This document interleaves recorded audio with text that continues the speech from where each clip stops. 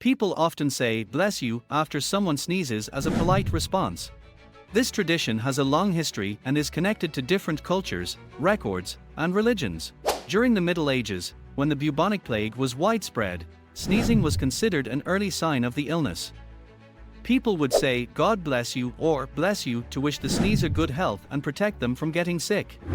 Another belief suggests that sneezing is a way for the body to get rid of evil spirits. Saying "bless you" was thought to keep these spirits away and the sneezer safe. In some cultures, it is believed that when you sneeze, your soul momentarily leaves your body. Saying "bless you" is a way to protect the person's soul and welcome it back.